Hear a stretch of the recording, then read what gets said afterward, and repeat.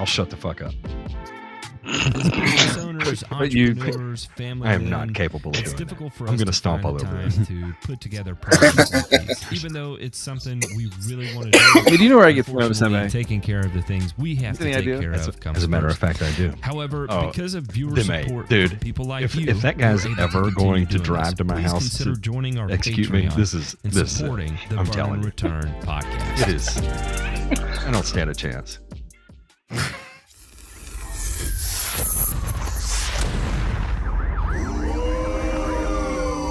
Oh yeah. You're listening to Burn and Return, a weekly 1-hour podcast covering news from the agricultural and turfgrass industries.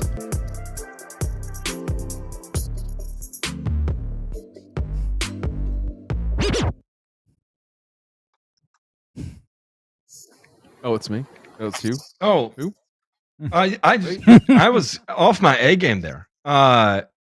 Okay, so all right, hang on. Let me get this out of the way.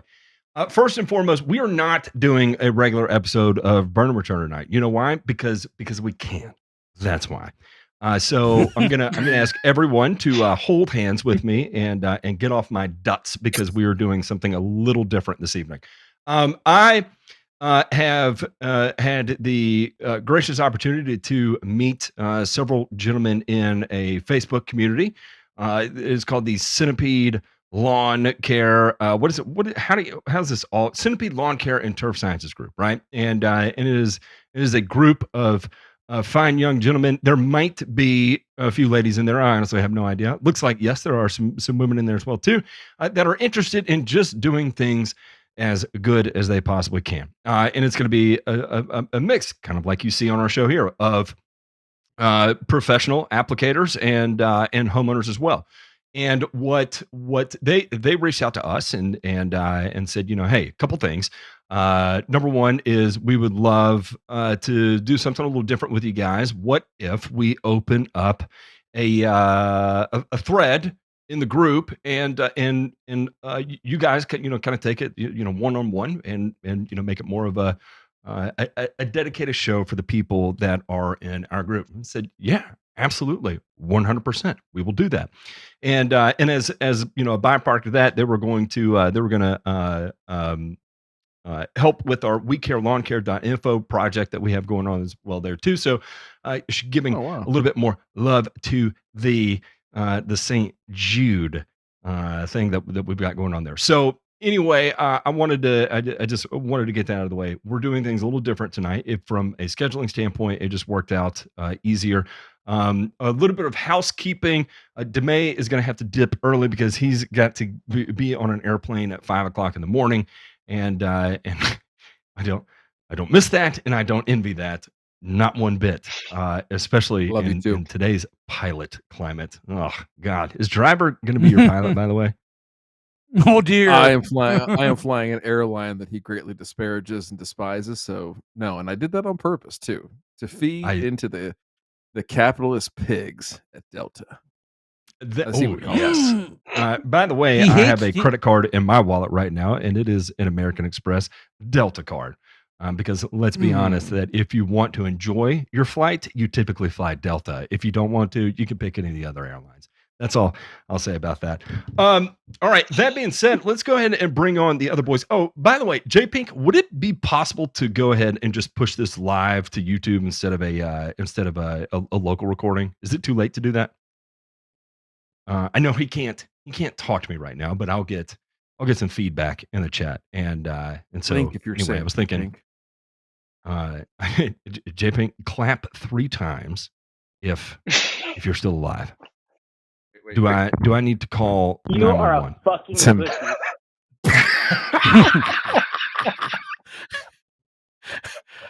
Yeah, these Centipede guys are probably never going to come back ever.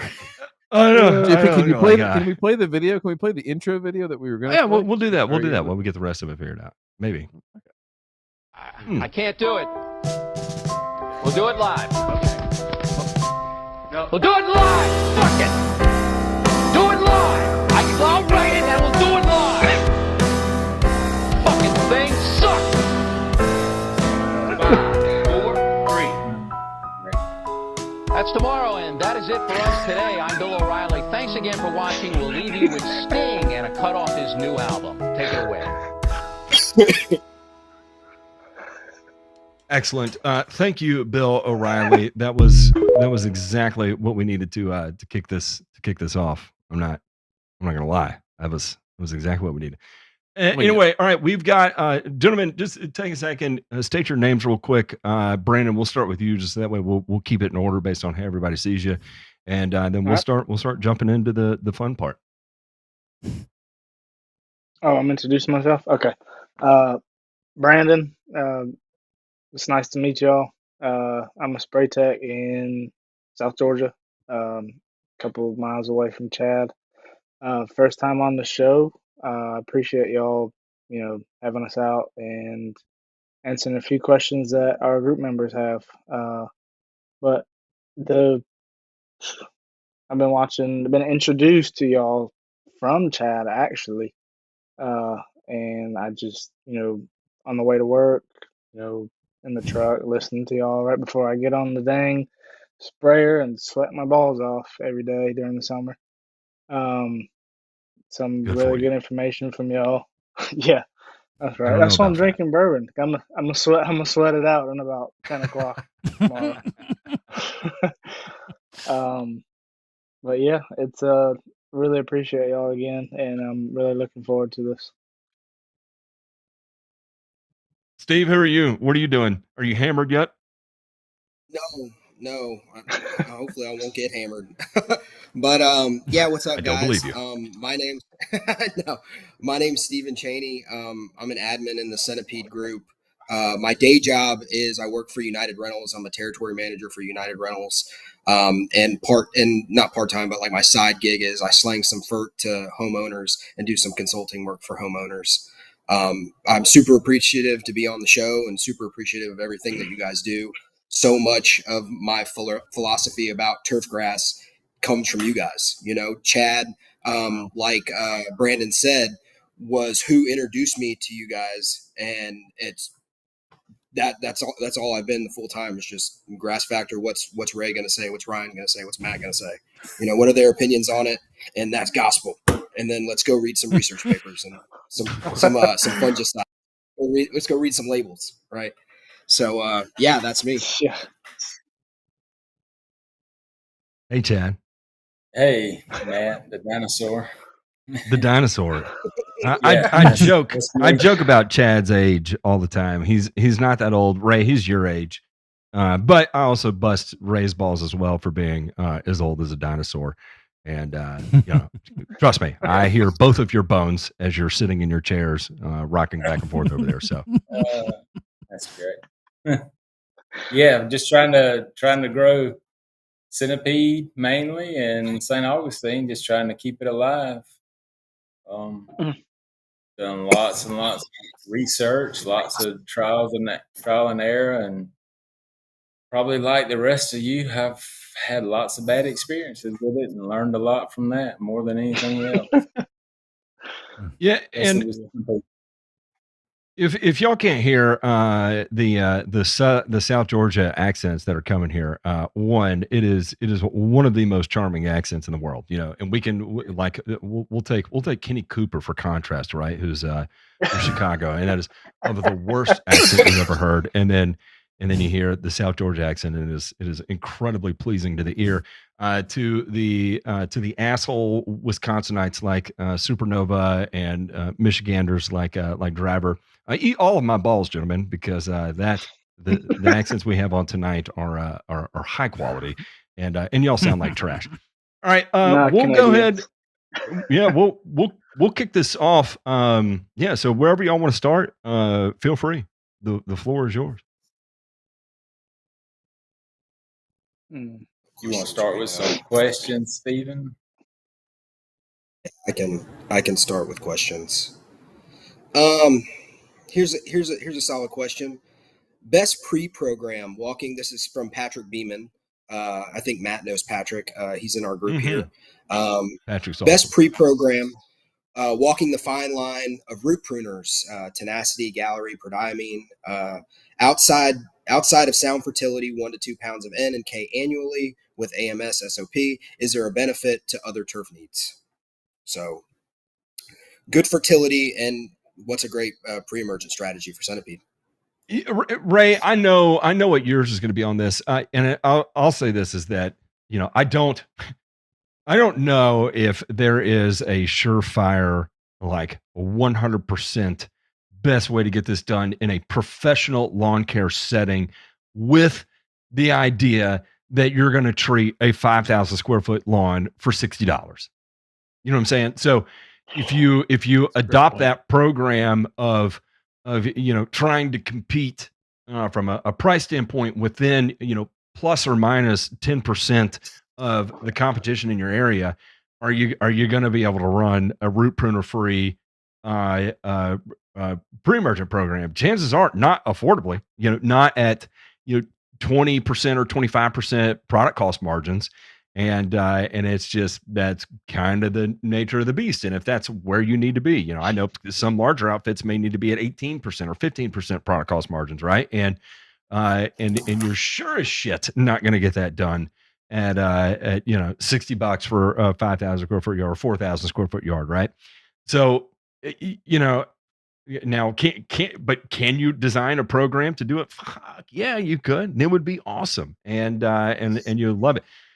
Ray, and I think Ray's the perfect example of this. Ray,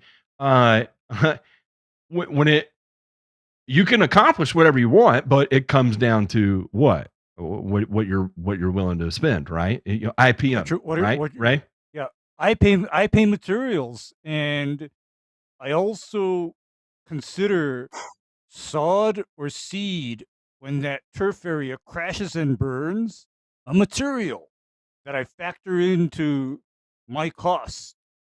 So a more safe program can turn out to be the better value versus losing that turf area. And as far as pre-emergence go, prodiamine. Let's talk about prodiamine. Prodiamine can be a very good crabgrass and even goosegrass pre-emergent. I'm not going to fault that or deny that. However, when it comes to using prodiamine for other weeds besides crabgrass and goosegrass and foxtail, even, it tends to fall short. And that is where, on centipede especially, given how touchy centipede is about broadleaf herbicides, I tend to think that gallery starts to become a rather good idea. Mm-hmm. What about combining things like a gallery and prodiamine in that instance? Or even, all right, hey, gallery is good, but you've already got money invested on the prodiamine side. What about a simazine or atrazine? Toss into that. That is a good strategy, because here's my idea: is that when I'm treating centipede, I keep my rates of root pruners low, and then backfill that with something that is more active on broadleaf weeds. And Matt, you just said simazine or atrazine. What I know simazine and atrazine for is rather strong control of a lot of broadleaf weeds. That's what I know those products for. So I can imagine lower rates of prodiamine, backfill that with simazine, and if you have the budget, then you turn to using something like gallery, because actually I consider simazine to be particularly useful in a special case, and that is not for summer broadleaf weed control. I actually would incorporate that into my fall and winter POA control program instead. And did somebody mention tenacity? Because here's where I would put that simazine app. I would put it into the app that goes down for the first emergence of POA in the winter. Simazine plus tenacity. Because what happens when you apply simazine plus tenacity together is it becomes extremely effective above and beyond what tenacity alone will do to broadleaf weeds and poor. It will fry it. Mm-hmm. And I want to say that can you get away with using spectacle on it? Yeah, but it's a gamble, right? And that's you've got to weigh what level of risk are you willing to incur, right? Because a foobar with spectacle is a little different than a foobar with, say, simazine and tenacity, right? Like your rate of recovery, your ability to fill grass back in after that, which with centipede is going to be a bit of a chore anyway. It's not like you can go pound it with 6 pounds of in and keep it cut at a half inch. And yeah. Right. It's going to take a fair amount of time to get the damn job done. Right. So, and then the other aspect of it too, that is a big thing to keep into consideration is winter kill, right? Where I know where Beeman is. Beeman's up further north into North Carolina. He has to deal with winter kill. Right. And so when you start talking about losing, 100 square feet to winter kill, 500 square feet to winter, 1,000, 3,000 square feet to winter kill, right? Like you can work for you and it can work against you. You've utilized spectacle in that instance, but you lost 3,000 square feet to winter kill. It's got to be replaced anyway. Whether you use prodiamine or simazine or tenacity, doesn't matter. You're already into sod replacement, right? So it's at that point, you have to, it's like, you see what I'm saying? You have an out that is not your responsibility for the turf grass failing, right? That's nature that caused it to fail. You did the best you could from a weed control perspective, and so it's got to factor into all of the equation. Chad, I'm curious, where do you like to lie? Do you err on the side of risk with spectacle from time to time? Is it situational? Do you only sometimes use it? Is it year round? What do you look like? That's a great question, and that's something I've been playing with for a while now. And over the last year, I didn't run any root pruners at all. I ran 0 root pruners. I didn't really see like a big problem with it either. I ran mostly tenacity, atrazine, simazine. I had some select yards where I ran gallery, and I tried to utilize sulfentrazone as a pre-emergent.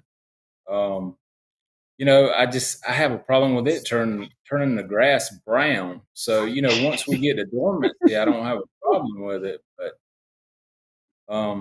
just trying to use sulfentrazone can be a little tricky just because it does turn the grass brown, not necessarily damage it, but Yep.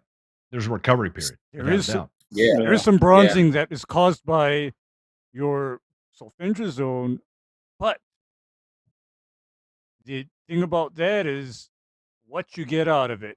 And what I get out of sulfentrazone applied correctly is broad spectrum, broadleaf, and sedge control. That's what I get out of it. And that control is not only post-emergent, but it's also a pre-emergent. So I'm getting dual duty out of that application. When would you be timing your sulfentrazone, if I may ask? Well, I was trying to time it after the grass went dormant, which here, when it's like brown dormant, was about January. Is when I would do it on some yards.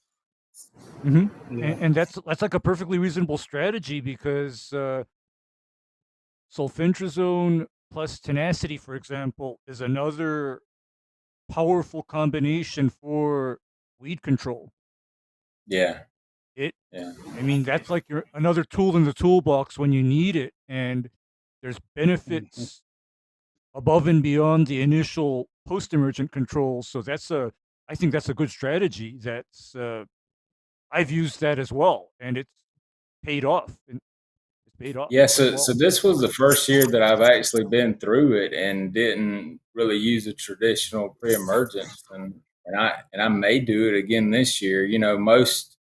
most warm season grasses, the program is 2 split apps of spectacle in the fall, and then follow that up with either prodiamine or dimension in the spring. But yeah, I went completely away from that. Tried something totally different than pretty much anybody else was doing. And I can say the grass greened up probably better than ever before when I did that, especially with the centipede.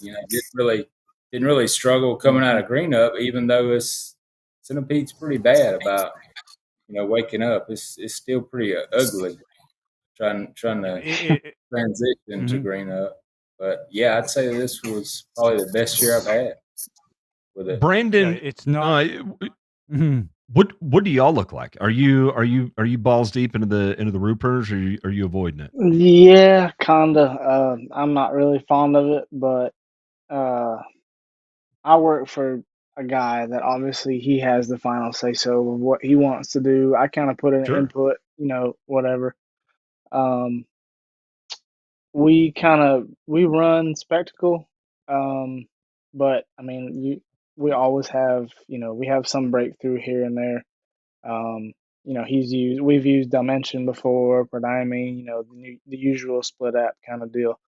But the rates we run with spectacle is normally kind of like a 60 to 90 day rates. But like Chad was saying, with the root pruners, especially with Zazia and Centipede, waking up throughout dormancy has been prolonged than usual that I've seen. But it's hard to say. I'd like to be like, let's try something different. But he has his final say so. But I kind of give input to where, okay, this is not a good idea, or stuff like that. But it's hard to say. But we normally run spectacle most of the time, and Prodiamine. It comes down to cost too. We can't run a 3-way tenacity gallery or tenacity simazine or something like that. You know what I mean? It's just comes down to cost to the end of the day. Gallery is just so expensive. Yeah, per 1,000. Per acre. It's costly. It's costly. Yes. Yeah. And again, I would only use gallery for one thing. I would only use gallery for absolutely one specific circumstance. Even that is not a general broadleaf pre-emergent. I only employ that in instances where spurge is an issue. Spurge. Other than that, I choose something else. Chamber bitter, it's pretty effective with chamber bitter too. All right, so the reason why I bring it up is I don't think there is a again, Brandon, like you said, you don't like it, and I want to stress that I don't think there's necessarily a right or wrong answer here. It kind of all plays into the calculus of it all, right? And you have to accept a certain amount of bad, right? But you get the flip side of it is that you get an overall greater level of weed prevention, right? And then what you have to take into account from that point too is what you can expect in your specific market as well too, right? So will your market allow for the weed pressure on the early part of the spring, right? Or is it going to be one of those, like, it's two totally different deals. When I was in Memphis, no one gave a shit if the grass was green, especially when I worked like way out in the counties, like in Fayette County and stuff. This is all reclaimed, hay fields and pastures and shit. And they're like, I don't want to see a weed ever. I don't care what my grass looks like. I don't want to have to mow it. I don't want to see a weed. It can be as brown as the Sahara Desert, but I do not want to see a weed. And that's just the way it is. And this is back in the day. And of course, you did whatever you had to do to make sure it looked that way. Now, that versus like Knoxville does not give a shit about weeds in the yard as long as it's green. That's what they want. Screaming green, 247, 365. And it was a weird, kind of thing for me to make that adjustment. I even say in Augusta, it was kind of strange in that way too. was that if it was green for the Masters, that was the only thing they cared about, right? So Yeah. if you got to go overseed with 20, 30 pounds per thousand of perennial ryegrass, zoysia grass to have it green for the Masters, that's the only thing they cared about, all 80% of the zoysia dies after that, right? And you're like, man, that was a terrible idea. Why would anybody do that? But it's it is what it is. That's what they so every market is going to be a little bit different, and that has to play into what you can expect, right? But the reality is Beeman, that Beeman, for you specifically, you've got to make that judgment call. But yes, it can be done multiple different ways. It's just figuring out does it fit the budget? What are you willing to spend on it and all that fun stuff too. So it is what it is. Yeah. Yep. What else we got? Here's a guy, Michael Herring. He has 2 questions. With centipede preferring acidic soil, should lime be added to centipede to raise pH if lower than 5.5? And if pH is too high for centipede, should attempts be made to lower pH or just switch grass types? So that's probably one good question. Let's go with that one first.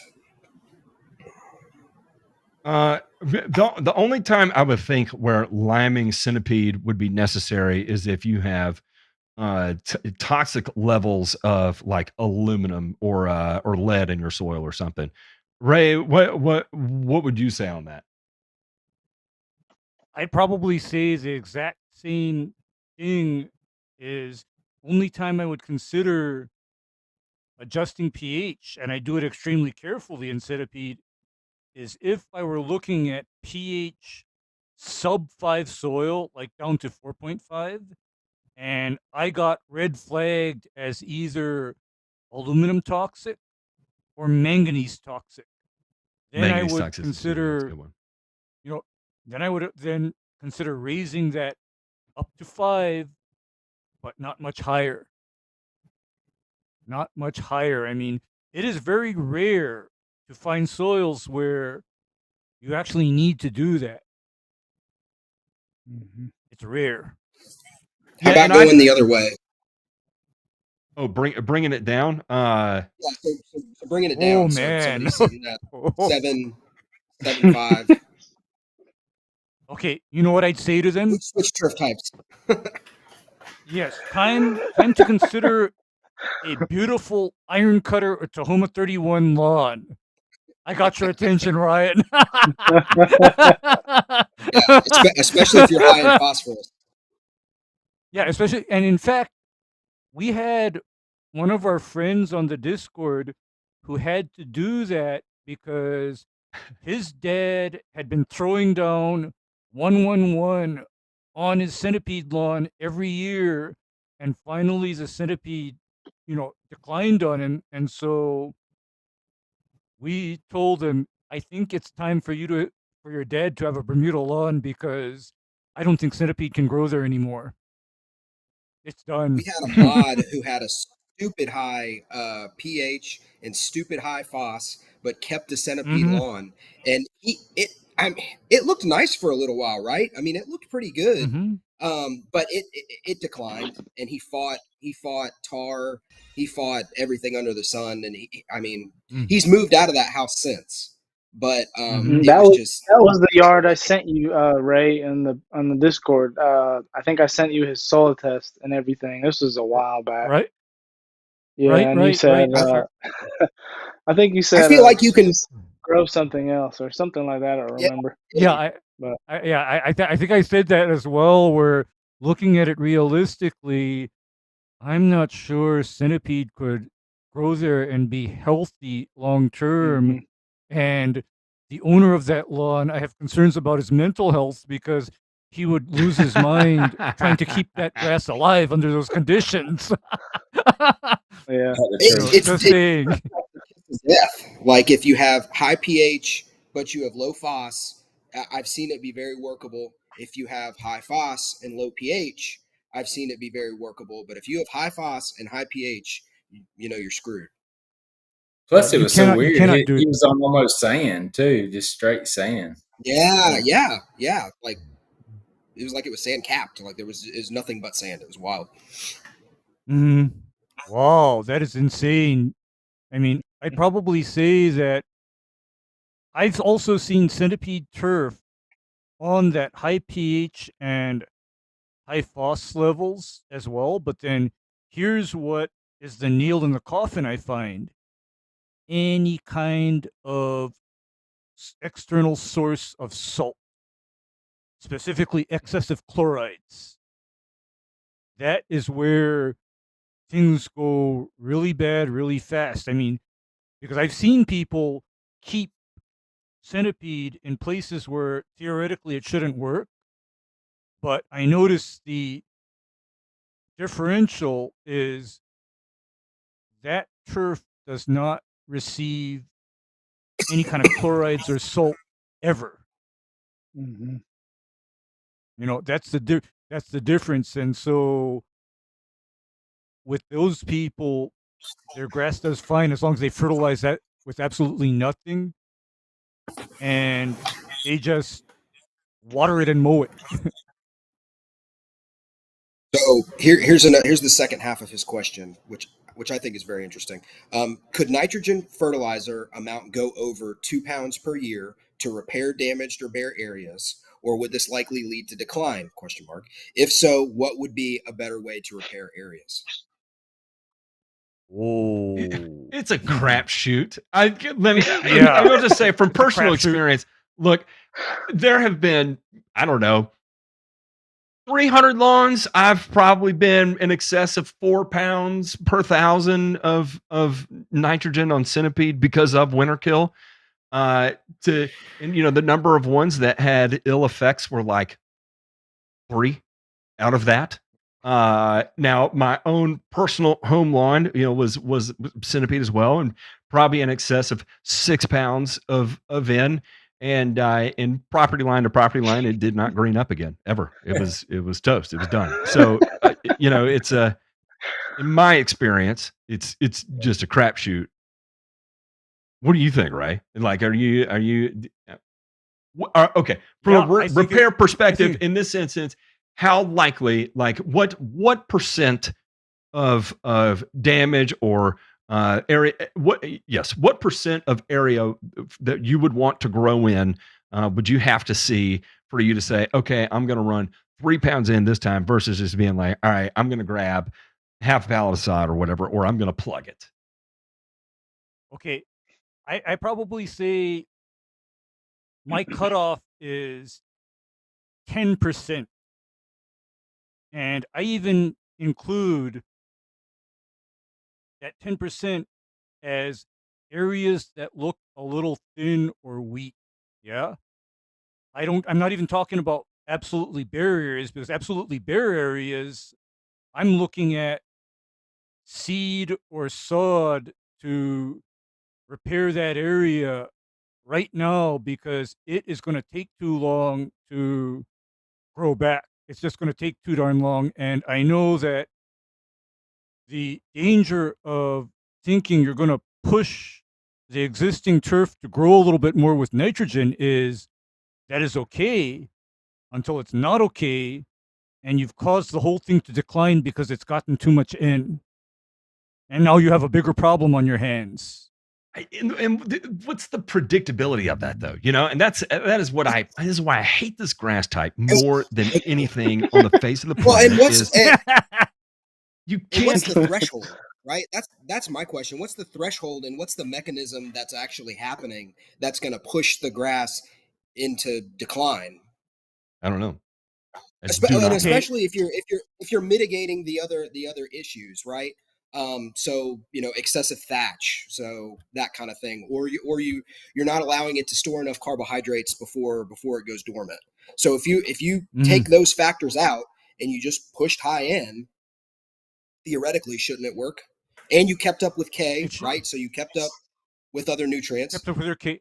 Yeah, you kept up with your K, and also other factor that plays in, and I find that this plays in too, is when people talk about pushing a lawn with N, what is their actual nitrogen source? Because I got into this debate with somebody as well, because he also, the same person that told me it doesn't matter if muriate of potash is used as your K source on centipede, he then proceeded to also tell me it doesn't matter if my nitrogen comes from urea.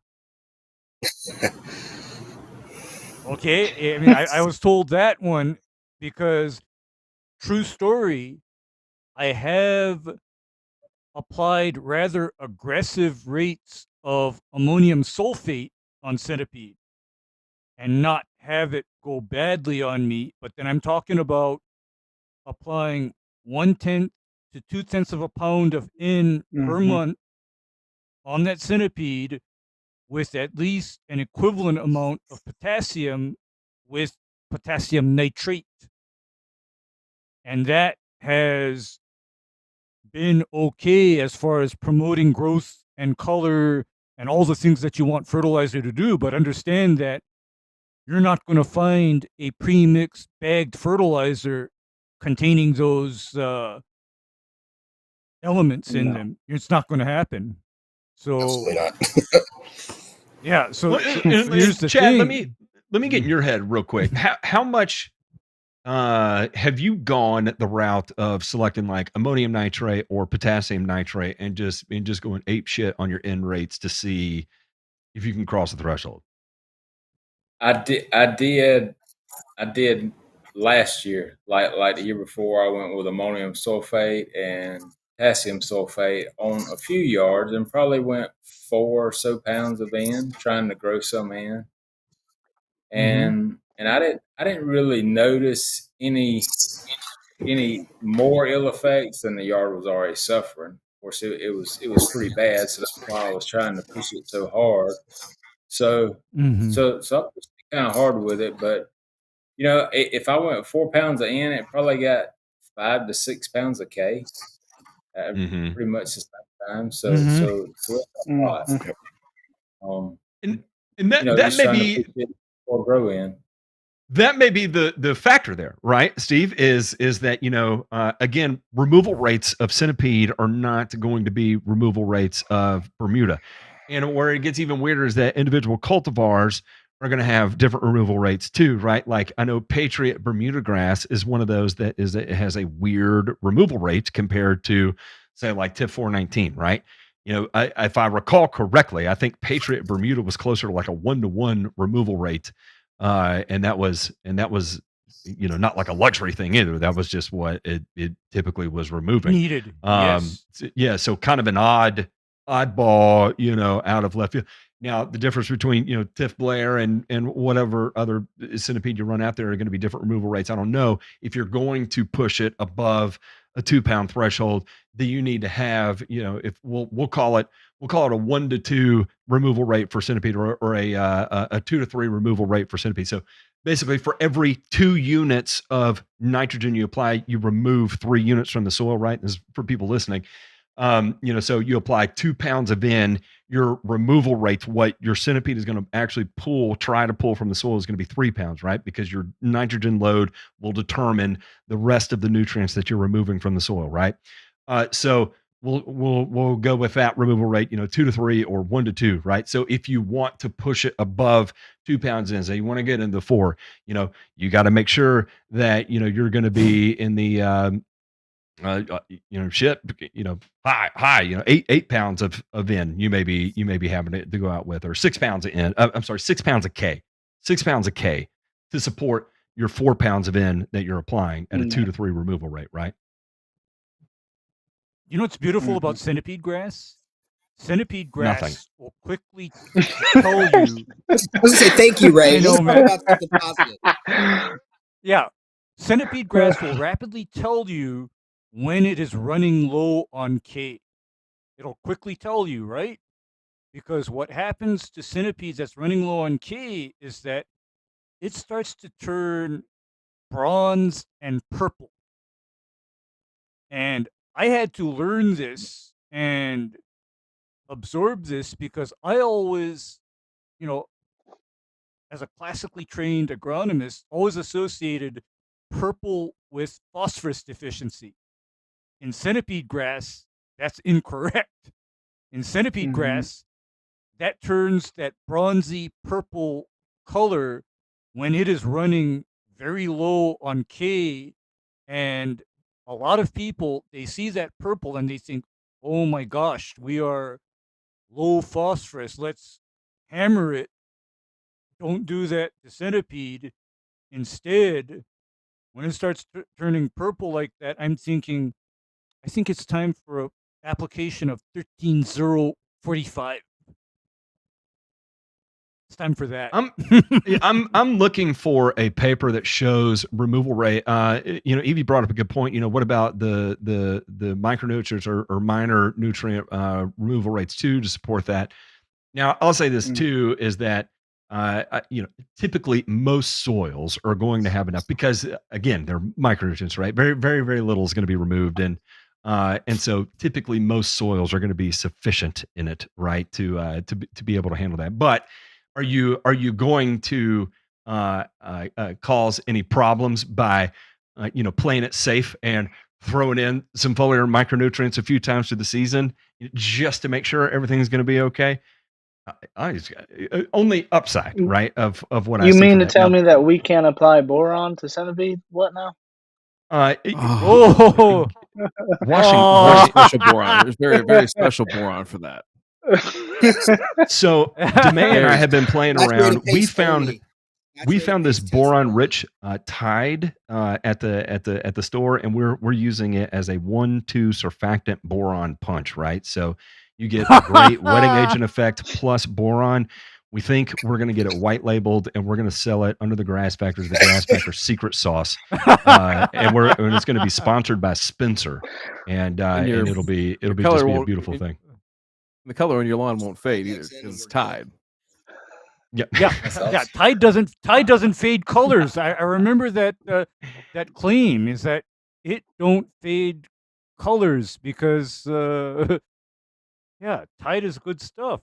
So bring on the boron, guys. Bring it on. And in fact, I can't wait to bring this to market. This is gonna be the greatest thing. In fact, we're gonna recommend people apply it at the rate of get a second mortgage, invest it all into us, and just apply as much of it as you can. Lawn pods. Chad, we're going to ask you. We're going to sponsor your business, and we just ask you to put it on YouTube as much as you can, and just say whatever you want about it, as long as it's good. All right, what else you got for us, Steve? This is a joke for people that are listening that don't know. That is a giant joke. It is not real. I got one. What you got, Brandon? Let's see. I'd pose a question because we had a lot of questions about iron and iron sources and all this stuff. So I posted a question in the thread.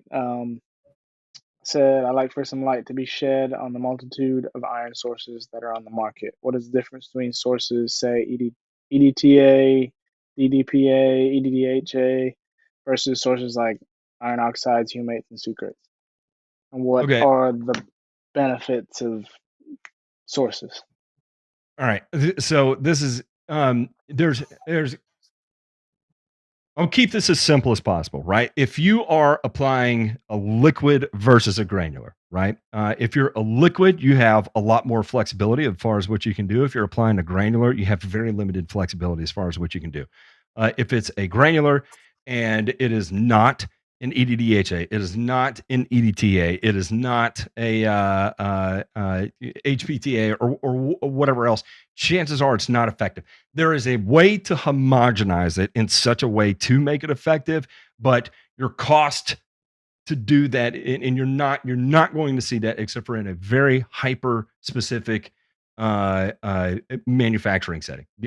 No one is doing that. So your chances are you're not going to find it. So that means sulfate, oxide, oxysulfate, humate. You can pretty much crumple it up and throw it out and just be done with it. Okay. But if you are making a foliar application, then the world's your oyster there, right? You can't find typically iron oxide as a foliar, right? Because it doesn't dissolve in water. Now there are We're going to see more of like the nano suspension showing up with it, but we'll save that for a later day. So right now we'll just say iron oxide as a liquid isn't a thing, just to keep it simple. So really the world's your oyster as far as sulfate, EDTA, EDDHA, all that fun stuff, right? Glucoheptanate's another one too. Now what you have to make the judgment call is your cost per application. If you're growing centipede, chances are you're in a low pH soil situation, right? So you have the benefit there of making an application of a sulfate, and you will still get some root action out of it, uh, even after you make your foliar application. But chances are you don't even really need it because iron sulfate is a salt. It's going to get into the plant really easily. It is not hard to get iron sulfate into a plant, and so your cost per thousand of that is going to be cheaper than everything else that's out there. In my opinion, I would only be using iron sulfate unless I have something else in the tank that would require protection from that iron molecule, right? Like if you're also applying like a phosphite or something, right? You're not going to be able to mix a phosphite and iron sulfate. That's, rest in peace. But you can use iron EDDHA or iron EDTA and mix it with the phosphite and make that application. You're fine because that chelate will fully protect it from reacting with the phosphite ion, right? But if you're just making micronutrient applications, you can get a standard off-the-shelf sulfate powdered blend, dissolve it into your tank, and go spray it all day long. You're going to get enough foliar uptake out of there to get every bit of that color response that you want. Now, if you can only get a blend of an EDTA in a liquid or whatever, that's fine too, no problem. But what you're relying on a little bit there is that less of it is going to make its way into the plant via the leaf. More of it will make it into the plant via the root. It's going to be a little bit slower response. And if you've ever run iron sulfate versus iron EDTA side by side, I think you'll see one responds a hell of a lot faster than the other. I say a hell of a lot, but in comparison, it's faster, right? And that's because that chelation is, one, you're relying on the root. Two is the size of the iron molecule, right? It doesn't mean that it's not going to get into the plant. It will. It's just it's going to be a little bit gentler, slower. Come on, DeMay, you're staring at me. Did I say something crazy? No. Okay. I was just making sure I didn't. I thought I said something ass backwards or something. Fuck it, we'll do it live. Then and that would go on with EDDHA. Now, if you have a pH above a 5.5, and you're choosing between like EDTA and EDDHA, say you've got a soil pH of like 6.5, right? And again, you got a pH of 6.5, you can spray iron sulfate all day long. It's going to turn shit really, really green, but you're not going to get basically any of it that does not make its way in through the leaf. It's not going to get into the root system, not with that single app. Right now, root exudates and all that fun stuff, it'll make its way into the plant over a period of years and years and years and years. But it's not going to give you that immediate wow factor that you get when you make a micronutrient application. Right? No one is out there applying micronutrients, expecting zero return on investment in color. The whole reason anybody is making that application is because they want that wow factor from the color, right? So if you have a micronutrient deficiency, an actual deficiency, which is damn near impossible to find, right? Very, very, very limited situations where you're going to run into that. In that particular instance, yeah, you can go apply an oxide mix, and through exudates, the plant will be able to convert those oxides into a solubilized form that can make its way into the plant, and you'll stove off those deficiency symptoms. But you're not going to get that blue, green, beautiful aesthetic from the turf because of that application, right? Again, we're applying micronutrients typically for that immediate reinforcement of, wow, this looks great, right? So you can do that with sulfates all day long. All day long, you can do that with sulfates, right?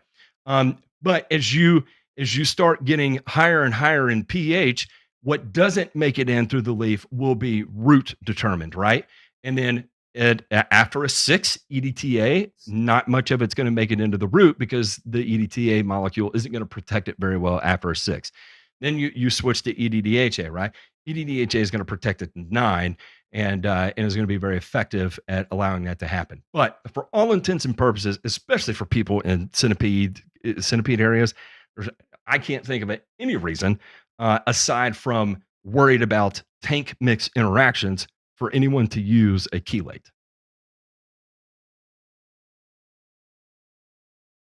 Save the money, in my opinion. Mm-hmm. Save the money. Did I answer your question? Yep, sure did. All right. Sure did. Here's a great question. Centipede lawn. Last year, I had some severe damage due to large patch and moderate amount of nematodes confirmed by a soil sample from Auburn. Since then, I've been treating with Xterra Stretsguard since it contains the same active as Indemnify. Shout out Ray and Chad. Is this something I can pause on, or will nematodes always be ready to attack when my grass is stressed with disease? It has recovered nicely this year, and I'm thinking I need to be proactive from now on. For reference, my pH is 5.5. Wow. I would probably say that if you know you have nematodes, that is something to always keep in the back of your mind. However, the fluopyram molecule has such a long half-life in soil that it can carry over for quite a while. It can last. But I know that in lawns where I know I have a nematode issue, it is standard operating procedure for me to incorporate Xterra Stretsguard into the fungicide program yearly. It's just cheap insurance given what turf loss can cost. And it's interesting that this person says that they did find moderate amounts of nematodes and he has an issue with large patch. Because I've noticed an association with nematode infestations and large patch infection. The two seem to go together. Yeah. So by treating for the nematodes, you can possibly reduce the severity of your large patch, because before I cracked the nematode issue, I used to have lawns on a cringeworthy fungicide program. They would be getting Lexicon one time, Armada another time, Cleary 33.6 another time, and then ProStar plus Eagle yet another time. I mean, God, man. that to me is nuts. Yeah, Matt, I told you about that program, right? That I feel like I need to go to church after that. I don't know why. Yeah, that crazy expensive fungicide program. But you know what? A lot of that went away when I started treating lawns with that Xterra Stretsguard one time in spring and one time in fall.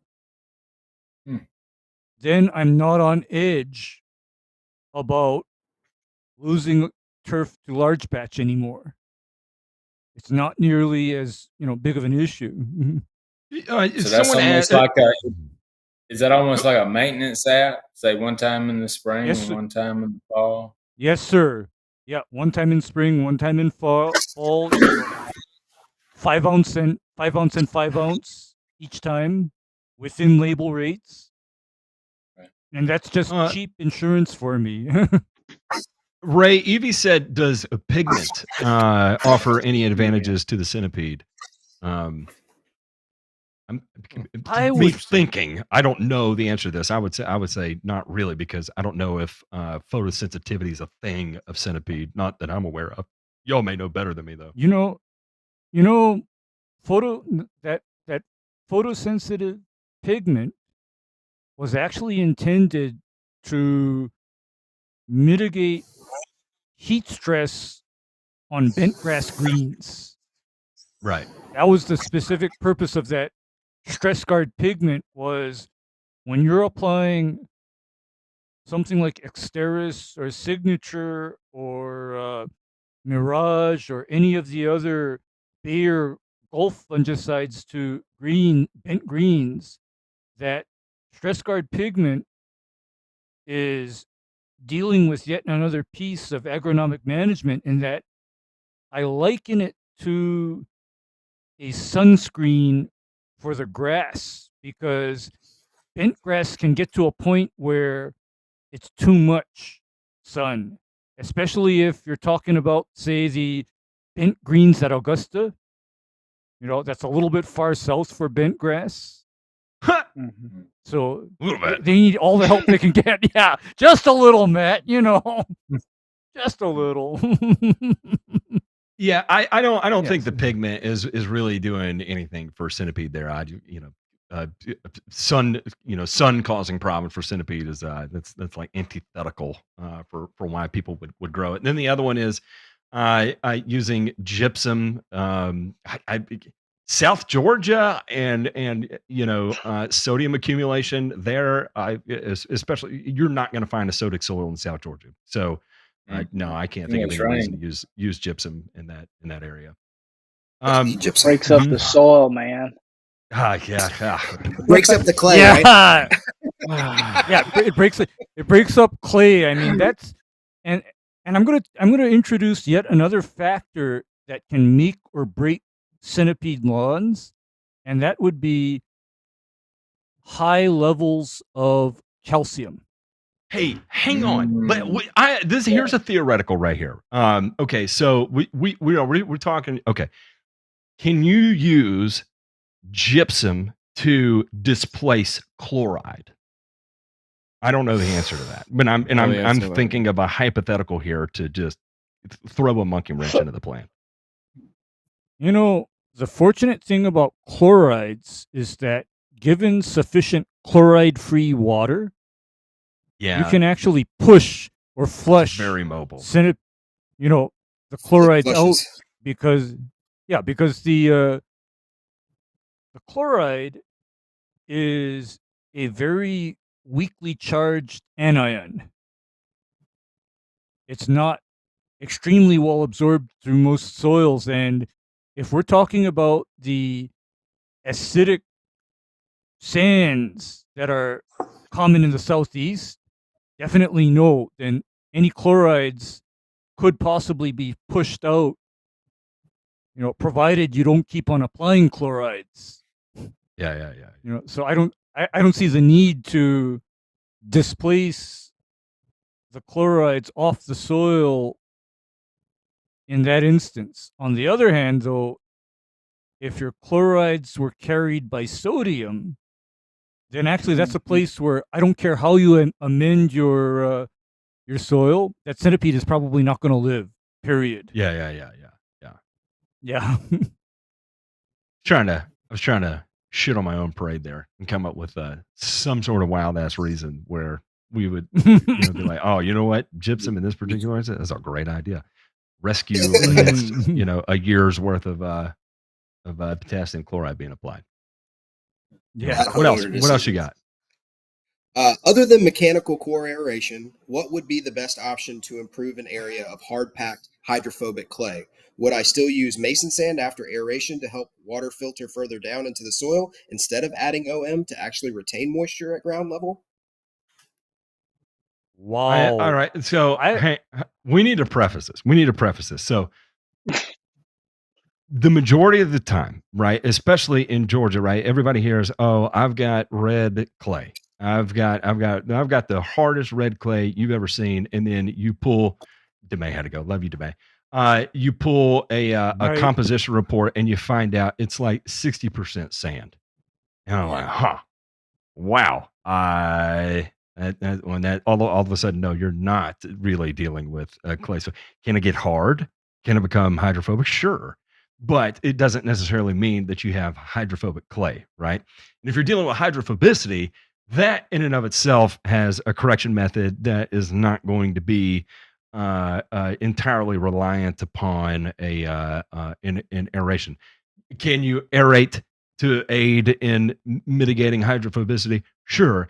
Is it what you have to do to mitigate hydrophobicity? No, not at all. There's tools out there that you can do, and you can use them in conjunction too. You can use a genuine good wetting agent in combination with an aeration and get a great effect from it. And then you can also top dress with sand on top of that too. And that's also going to be degrees of improvement that you're working with there, right? So I think it comes down to this, right? It's what level of intervention do you want to undertake? You can I would bet serious money that how about this? The person that asked the question, if you have a soil test, please show me that your CEC is greater than like 25 or 30. And if it is, then we'll pretend like you have clay. If it isn't, if it's nowhere in the wheelhouse, especially if it's single digit, then your clay diagnosis is already off. Yes, you could be dealing with hydrophobicity, and that's what's going to give you that symptomology of saying, "Oh, I've got really really hard pan dirt." Of course you do. It's not holding any water. But there again, an adjustment with something like a wetting agent can be a short-term, quick remediating thing that you can do. As you start looking for longer-term options, right? That's where you can start talking about, well, I can core aerate, collect my cores, and top dress with sand, to help improve that drainage profile. And what clay content I have, whether that's 10, 15, 20, 25% in my subsurface, that will be less sun exposed, less subject to complete and total depletion of volumetric water content, and therefore will be more conducive for long-term ability to grow things on it without becoming hard pan, right? Yeah, I think that covered everything. Ray, let me, all right, now, and to reinforce my point here, where I have someone somewhat co-sign my bullshit. Ray, how many times are you aerating lawns in a season? You got to be doing it, what, 3, 4, Never. 5 times a season you aerate lawns, right? Never. Oh, Never. Absolutely never. What about when you Not have hard one. pan clay, though? When I have hard pan clay, what I do is I find out, why is this clay soil behaving that way? And the two factors that I look at are high magnesium levels, high sodium levels, and a third factor is high pH.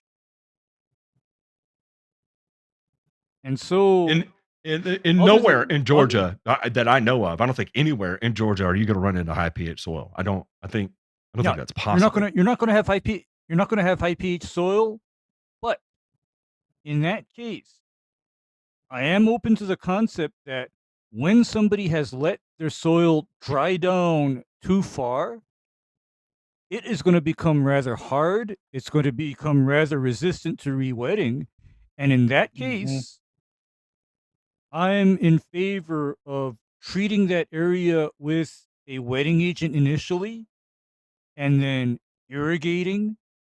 And here's the thing, everybody, please knock off that meme of deep and infrequent, because that is relevant and applicable to an entirely different type of grass. Yeah. All right. Let's go into a little bit more detail there, because this is, I mean, when people hear deep and infrequent, right? Like that's what everybody says. And then Ray is like, you know what? I'm going to rip your brain out through your ear holes real quick and tell you that deep and infrequent is a bad idea. When would you say that specifically is a bad idea? Like what composition, what soil composition are you looking for when you hear deep and infrequent and you're ready to blow your brains out? When I'm talking about clay soils that become hydrophobic when they're made to dry down that far, that's when it's like, oh no, this is going to become a grass killer. Next situation, and this is specific, is when I'm dealing with a stoloniferous grass where all of the roots are on the surface. And you know what? We've been talking all night about a grass that is stoloniferous and has all of its roots on the surface. Centipede grass. Deep and infrequent doesn't really help centipede very well because most of its roots are on the surface. So it actually needs a little more moisture and a certain level of moisture to be maintained at that level. And furthermore, are we talking about that southeastern red clay in some cases? Oh, hell yeah. That southeastern. Yeah. Oh, yeah. I think Okay. there's going to be a lot of what you see. Yeah. Okay. Because we in Hawaii have something very similar where it's this reddish soil that's really fine and powdery. But you let that soil dry down too much or too far, you may be in for a heck of a time getting it to re-wet. The water will literally bead up and roll to the side if you've taken it too far. I'm going to provide a little bit of context there, right? So it doesn't, if you've got great density of your centipede or whatever grass type you have, it doesn't mean that you have to get out there for 5 minutes every day and flip on your irrigation system. It's not what he means by shitting on the idea of deep and infrequent, right? But it could be one of those things that still applying water when you see needling beginning to occur, right? And then Right. maybe you are cognizant that, okay, I know that every fourth day I'm going to face needling, and I can pound it with an inch of water every time I see needling, or I could split it in half, right? Where I'll do an inch and a half I'll do half an inch on a 2-day interval, knowing that on that fourth day where I normally have to irrigate an inch to offset that needling potential I would find on the fourth day, right? So that way you're maintaining not necessarily the depth of watering that you normally would in that one water event. However, and again, trying to use percolation to your advantage here, percolation rates, right, that probably aren't very high. Then splitting it up a little bit, and therefore a little bit less than what you would normally be accustomed to, and then adding that additional day to be able to get it there. Is that closer in line, Ray? Am I saying that correctly? Yes, that is. Yeah, Okay. yes, that's exactly. You've described my position on turfgrass watering, where I rather see 1/3 to 1/2 of an inch of water every second day, and that just keeps sufficient moisture without excessive flooding and also without excessive dry down. It's just finding that happy medium. And when you find a happy medium on the grass, that is when your turfgrass maintenance becomes relatively drama-free. Yeah. It's only when people are trying to push extremes of anything or extremes in any direction, that's when they just actually added to it. And Matt, can you talk about pushing root growth?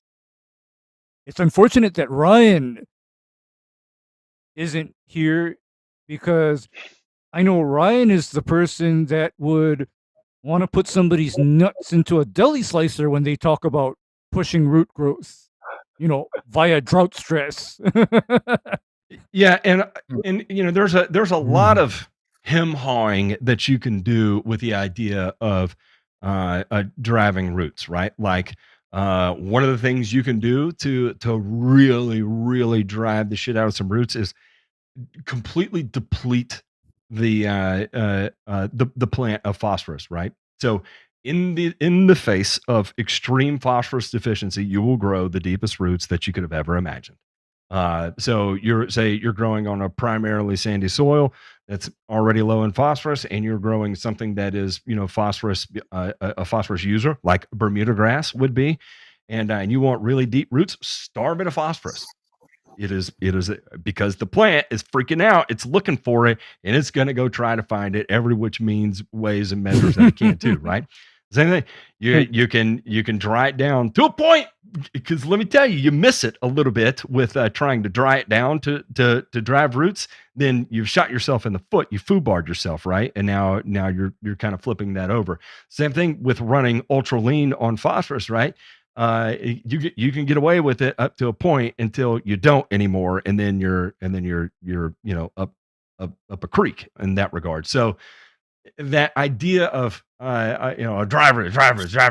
Well, hang on. There's it's not as simple as that. And it's the same thing. Like, when we give this theoretical example here, like, I just want to make it clear that I was using arbitrary numbers by saying, on taking every 4-day schedule down to an every other day schedule, right? This is something that each individual person is going to have to figure out on their yard with their irrigation system. Yeah.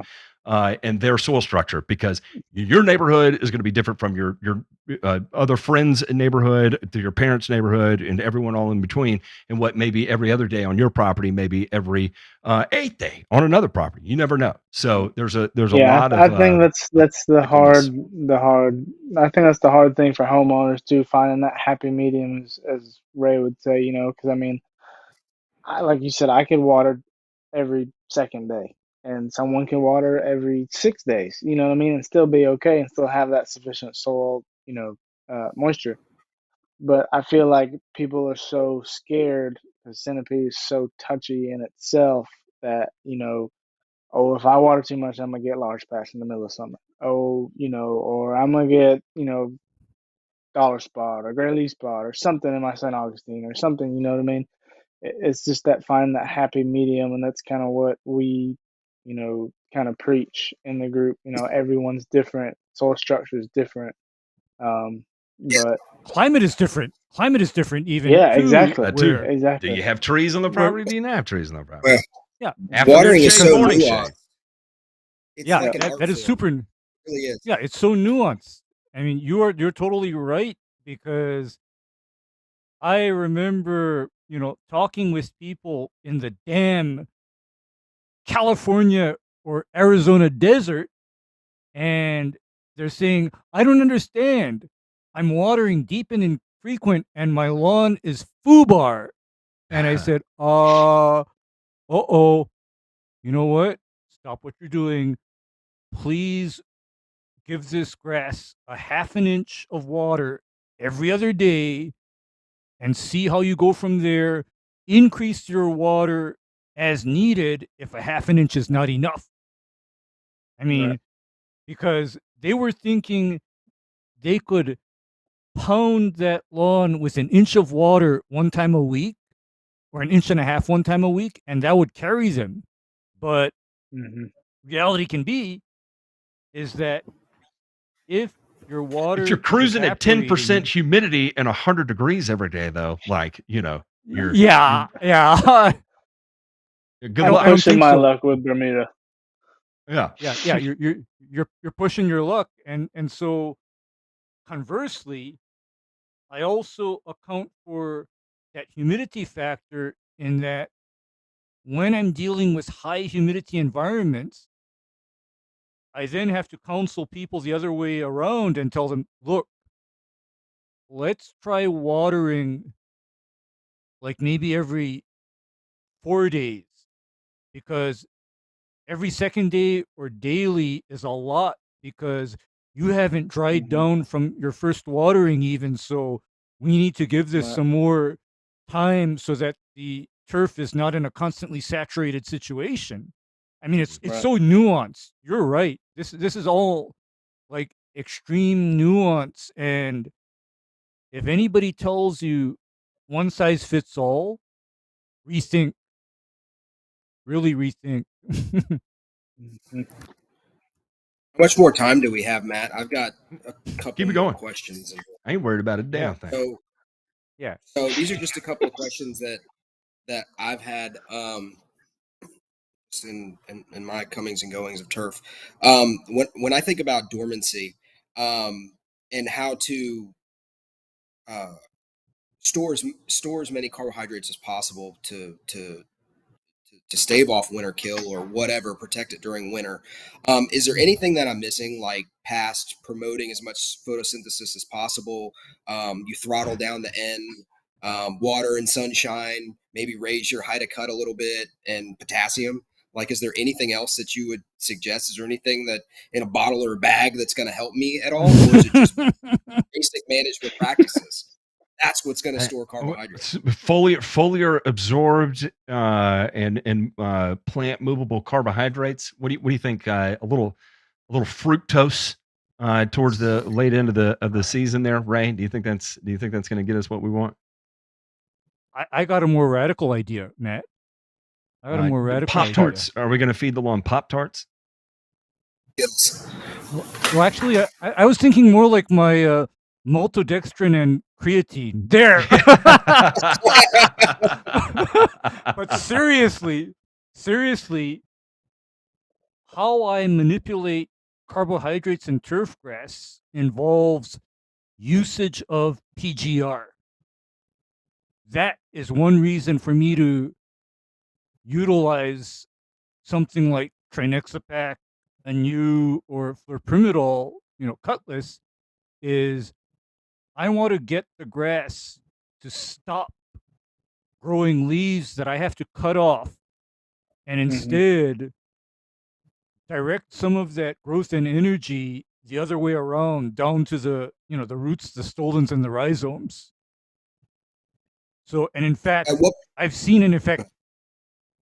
Yeah, I've seen an effect by limiting vertical and top growth. I've seen a positive effect from that. So at what point would you, here in South Georgia, I'm in Savannah, if I was going to do it, which I may or may not do, I don't know. I do have some podium in the garage. At what point would I apply trinexapac? At what point would I do that? I would apply that after, as soon as your spring transition is complete and your grass is actually vigorously growing, I would be applying the lower end of the label rate regularly, and then I would cease application at least 30 days before anticipated dormancy. If I'm talking about that podium PGR, I would, and because the idea is that it may seem counterintuitive because I'm limiting that vertical growth, but then instead, what's happening is that, to a degree, that energy for vertical growth is now being redirected towards the lower half of the grass instead. So it's a different tool. However, please be careful of rates, because too much is not a good thing as well, because when you get into the world of too much, then now we're talking about rates that are overall harmful to the growth of the grass, period. Too much is too much. And don't let that lure you into a false sense of security. Nature is a beast, right? So you can do everything right. You can have it on the best PGR program in the world. Again, the ice storm of Augusta that year. All right, I had the lawn so dialed in on PGR, I didn't have to cut it for like, I don't know, almost a solid month there at the end. And it did not come out of dormancy, property line to property line, right? So, again, everything was now, of course, I had it juiced to the holy hell. And let me tell you, this was the most artificial looking green you had ever seen centipede in your life. It was amazing. It looked like astroturf. I loved it. It didn't live anymore after that. I don't want that to lure you into a false sense of security. Ice sheeting in and of itself is just, it's you are in for the ride of your life, and you have no control over it whatsoever. So chances are, just the first part that you mentioned is going to give you 98% of what you're looking for carbohydrate storage. What Ray's talking about is one of those extra spicy kicks on the back end that comes with a significant amount of experience. It adds a little bit of a risk variable to it too, right? Like he's saying, you get squirrely with rates, and then you end up kicking yourself in the ass. So, chances are that in and of itself is going to be good enough. If you want to fuck around and find out with your podium, you got it. You're ready to, like, man, I'm tired of staring at, the money I have invested over here. I might as well set it on fire. I'll do it at this point, right? And even if you don't use it all the way through the end of the season of, you want to run half the season under regulation to see how that alters the aesthetic, how that alters the growth pattern. Does it influence weed pressure once it's under a regulation? It gets insanely tight, right? Like there's lots of different variables that you can take into consideration, but I just want to make it clear. I don't want it to lure you into think, all right, my grass will never experience winter kill if I keep it under regulation. Well, I fucked around and found out last year, so there we go. I fucked my shit all up. So oh man, I'm sure it was fine. worth it. So it's fine. It's not gonna. It doesn't scare me. I mean, my lawn now is rocking and rolling though. So I mean, like I said, I've never pushed it into decline. I've never lost large sections of my lawn. I just You're not trying hard enough. Knock on wood is what I hear. I don't know. I've done some plenty of stupid shit. Let me get y'all with another question. P levels. So for centipede, what's an optimal P level for centipede? MLSN suggests 22 ppm, higher or lower, or is that probably about spot on?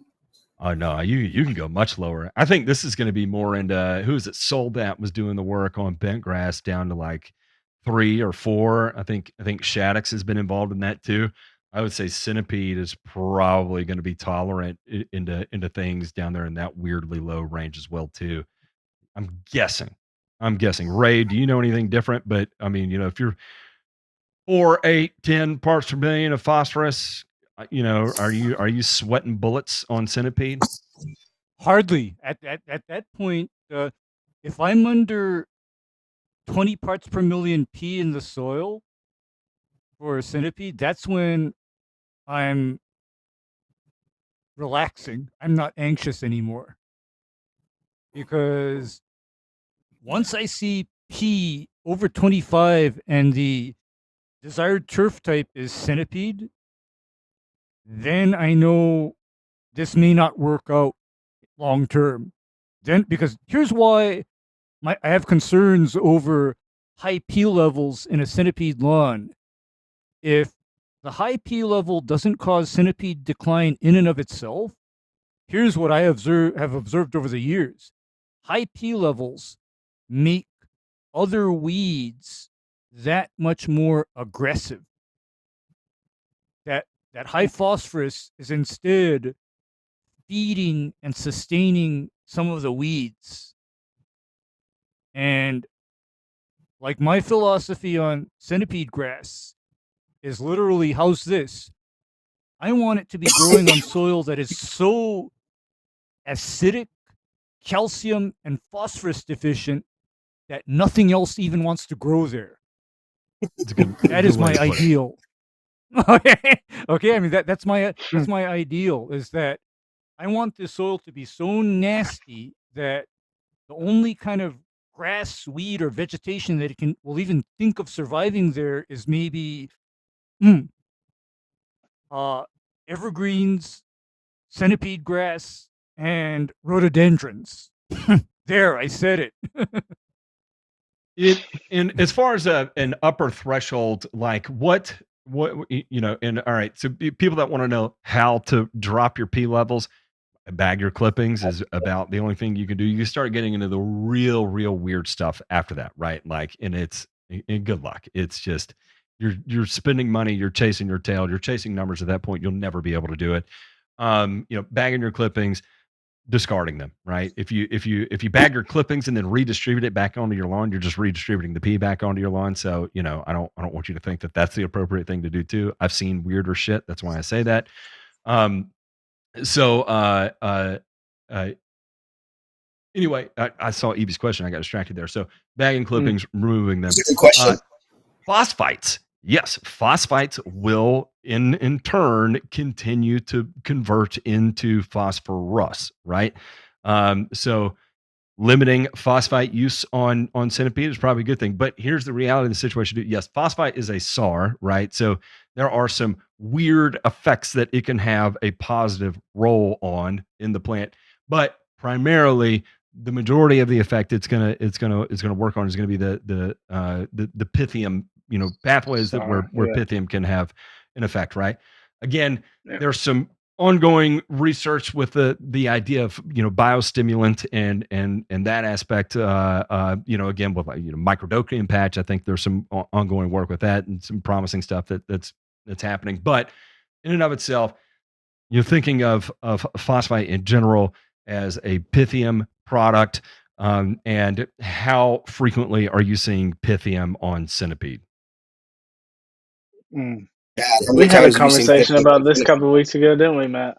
Yeah. I almost name dropped there and I didn't, but wait, easy. no, I will. That only Pat Irwin would come up with the idea that we need to apply phosphates to centipede. I'm kidding, Pat. I love you. I will arm wrestle you though and win, by the way.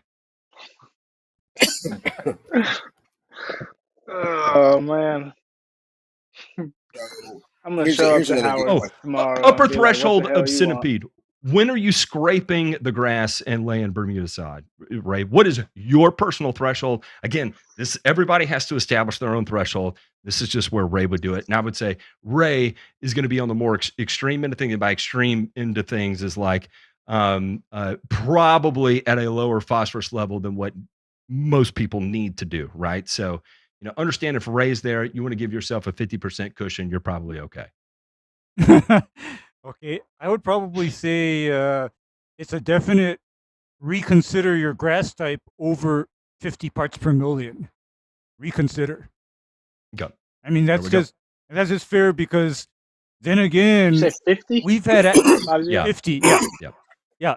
Because then again, we've had actual experience with somebody where their turf area was carrying 100 parts per million or near 100 parts per million, and guess what happened to that lawn?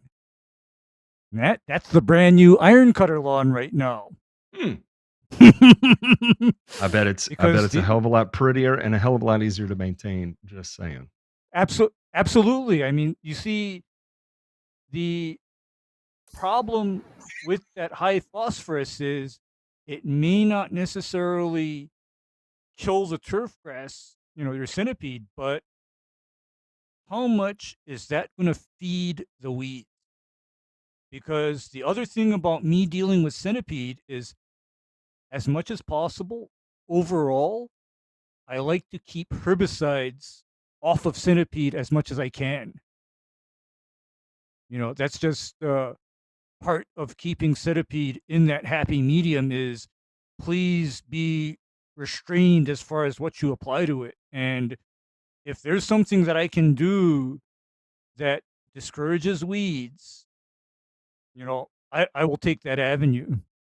I'll make this clear too. Someone asked earlier about herbicides, post-emergent herbicides that affect green up. Put it this way: anything that ends inside has the potential to affect a green up, right? So it doesn't matter what it is. If it ends inside, there is a degree of probability that's going to affect. Post-emergence, no matter how selective of a post-emergent it is, there is a high degree of probability it will affect green up in some way.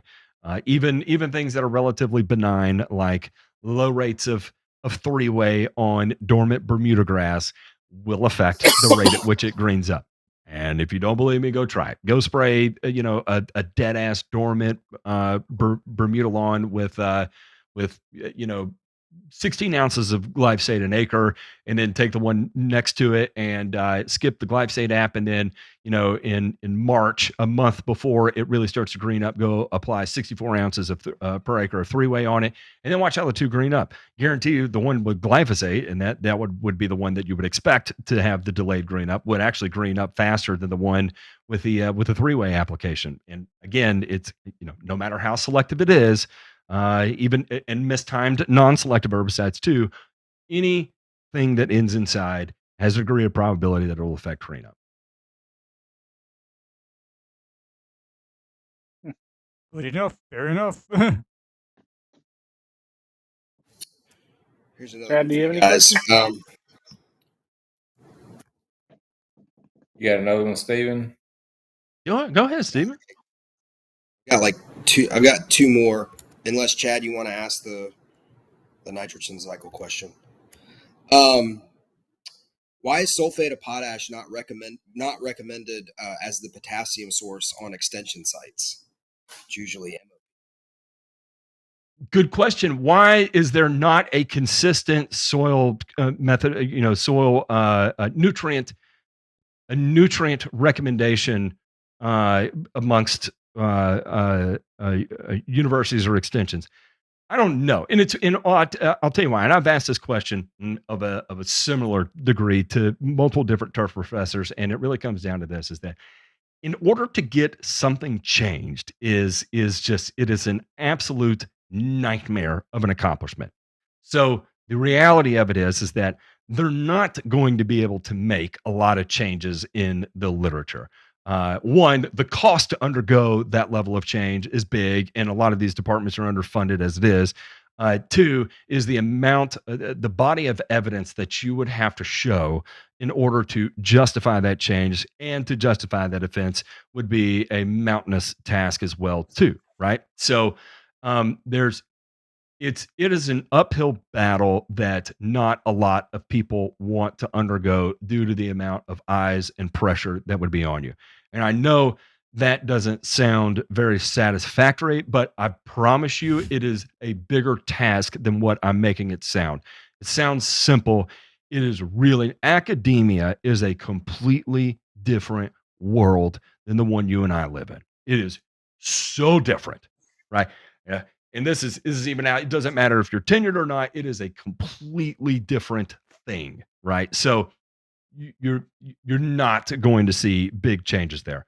And I think that's the easiest answer. And then again, it's we have moved so far in the progress of establishing what the minimums for turf grass performance is, but we still can't come to the conclusion over whether we need to be at nutrient recommendations for sustainable levels of nutrition, or how many of them I still see that include some aspect of BCSR in their recommendations too. And it's like, my God, have we not moved past this? Albrecht himself said, "Yep, found the hole. I found the hole in my argument here. It's a fallacy, but we're still using it, right? Or the number of ones that are still recommending tissue testing for turf grass, right? We don't need to know what critical levels are at V1 and VT3, right? We're not growing corn. That makes sense there. If we're high yield corn growers, sure, we need to be at a certain place when we go to tassel. We're not going to tassel in turf grass. So, making sure that we're at, 0.1 parts per million of fucking boron, at June the 13th, where we have exactly, 11 hours and 2 minutes and 14 seconds of sunlight a day. And that level of specificity is moot. It doesn't mean anything, right? So, anyway, I get it. There's a lot of foobarred that you see from extensions and even from extension agents, right? Because remember, a lot of these extension agents are ag economic backgrounds or whatever the case may be, right? And they don't have a high degree of a specialty in turf grass, and that's just the way it is. It's not funded. There's not enough demand for it. You would think there would be, because as an industry, clearly we're all involved in it, right? We know what we spend in fertilizer every year, and it is a big industry. But compared to ag, we're shit. We are shit. Yeah. And we're still big dollars. And we're still shit. Hundreds of thousands of tons of fertilizer, effectively, that we lock up as an industry, and it ain't shit. Millions of tons. Millions. We It's a don't feed huge people number. directly. We don't. Yeah. So We don't it is feed what it is. people. Yeah. What else you got? I mean, Chad, do you want to ask this question, the nitrogen cycle question, or do you want me to tee it up, or do you want me to just ask the question? Of course, the that's dinosaur's going to probably- come in with the Krebs cycle and whatever else is going on over here. No, it's not. It's nothing like that. It's nothing stupid like that. Yeah, I'll let Steven ask that question. So in a situation where somebody has a tree in the yard and they've got it removed, right? And they grind the stump down and there's the wood chips and whatever, and they sod over it, right? Mm-hmm. A lot of times you'll see where the turf doesn't perform in those areas, and you'll have to add additional fertilizer or what have you. What's going on in that situation that is causing that turf to underperform and be thin and discolored? I'll preface this by saying that it's not always the same thing. It could be a couple different things. Again, and I step it back into C to N ratios, right? You've got, we think about the rate at which organic matter decomposes, right? You hit kind of max rate of composting or decomposition or mineralization or whatever, by adequate soil moisture, adequate soil temperature, and the appropriate C to N ratio, right? You get skewed one way or another, and then weird things start to happen, and like you skew too high on the nitrogen side, then you may have an over rate at which you're accumulating nitrogen, right? And then you go the other way, then you're not getting enough production, and so you have to skew it one way or the other. Then the other aspect would be composting in and of itself is hot. It's hot. It's why when you go turn a mulch pile at Site 1 to go get your yards of mulch, the motherfucker's steaming. How many times have you seen a mulch company's pile just spontaneously combust and ignite and burn for days? Just days and days and days it burns, right? Well, effectively, that could be what's happening subsurface too, right? So it may not just be an excess of nutrients. It might not just be deficient of nitrogen. It could also just be a pure temperature standpoint as well too. Ray, I'm sure you've got more. I don't know. You may even know some shortcuts on trying to figuring out the right way to approach that. What is your take on it? what's my take on it is the presence of undecomposed or yet to be fully decomposed organic matter, and that heat produced by when that organic matter is attempting to decompose, that heat is literally enough to kill plant roots, because average decomposition temperature is 150 degrees, right? That may not seem like a lot, but what I know about heat and its effect on plants is that if you can maintain 150 degrees over 2 hours, things die. They're dead, done, gone.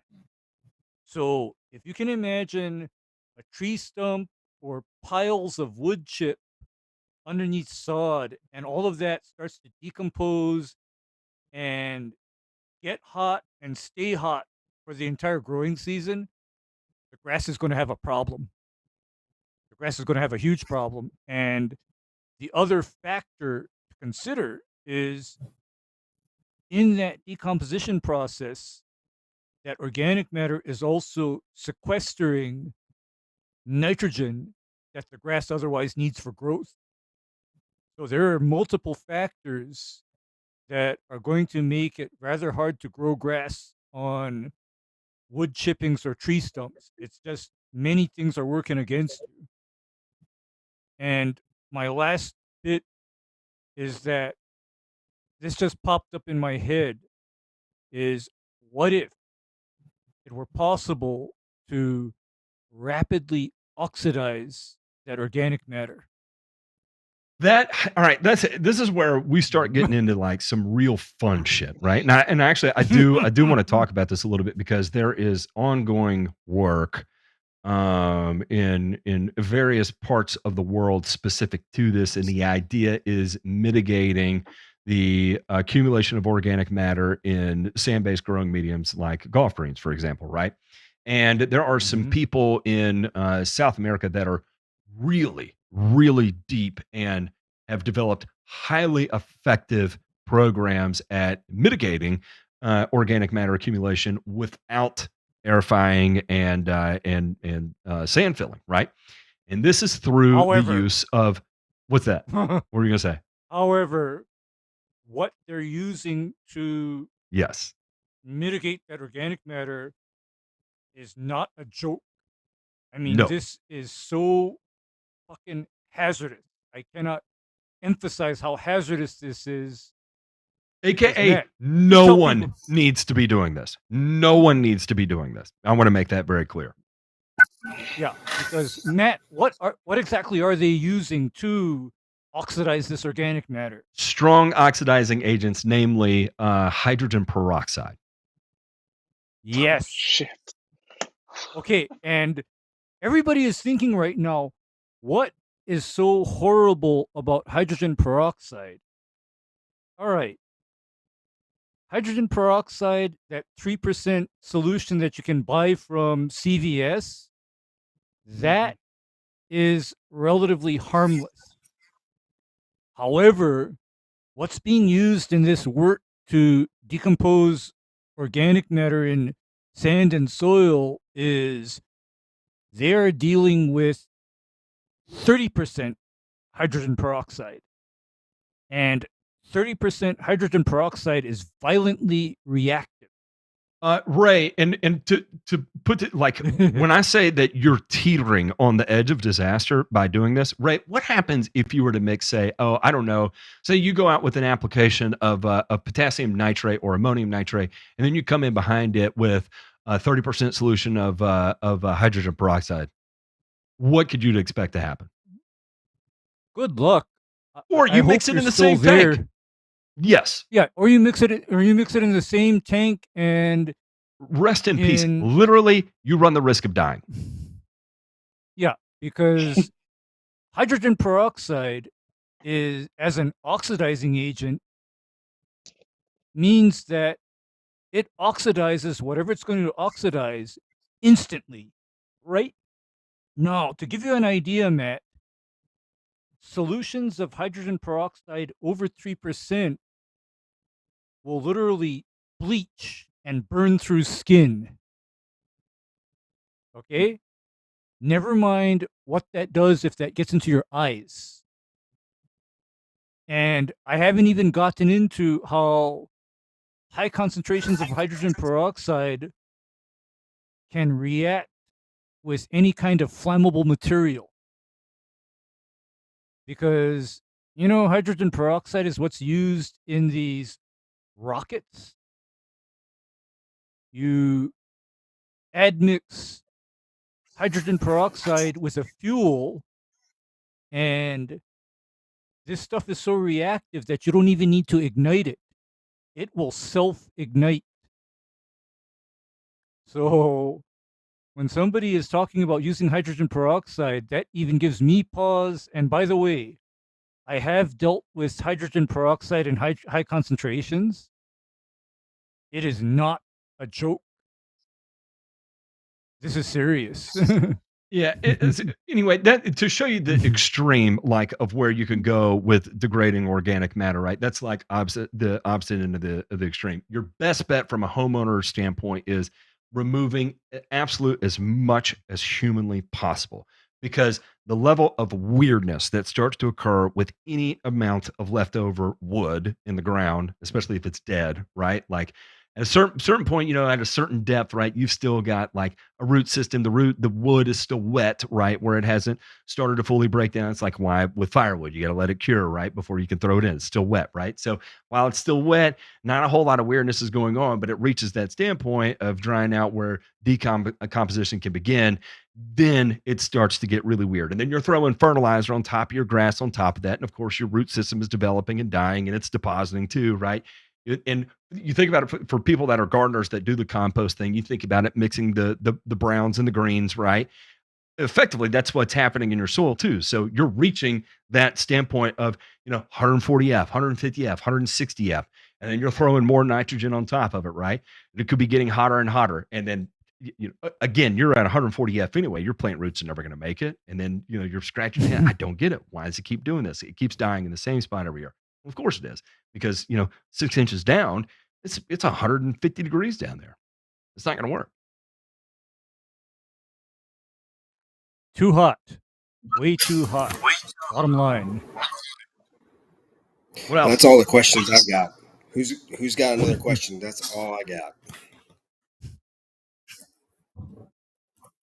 What you thinking over there, Chad?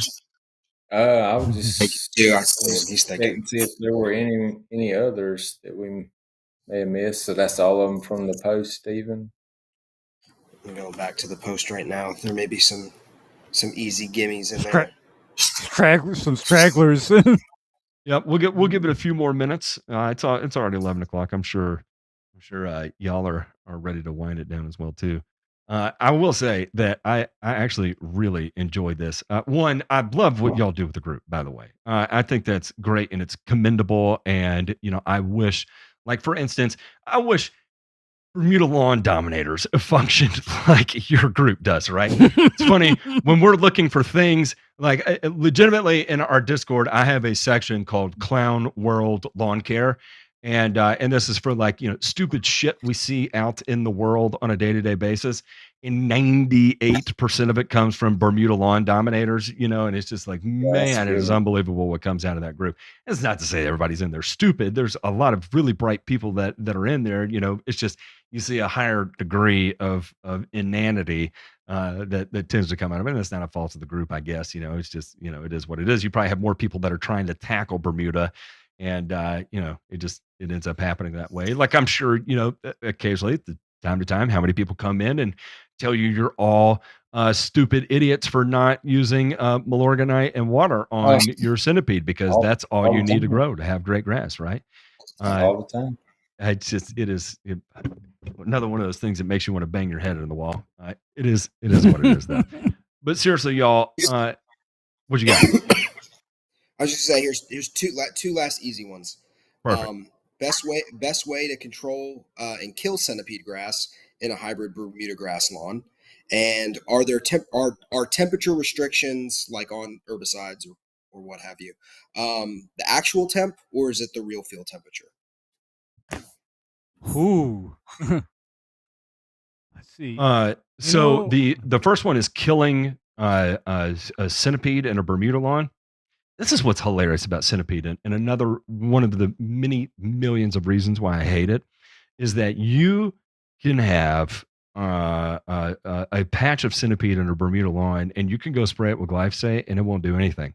And then you can have a beautiful, beautiful stand of centipede and go spray it with a 1/4 of an ounce per acre of metsulfuron methyl, and it may not ever look right ever again for 3 years. It's fascinating that way, and I don't understand it.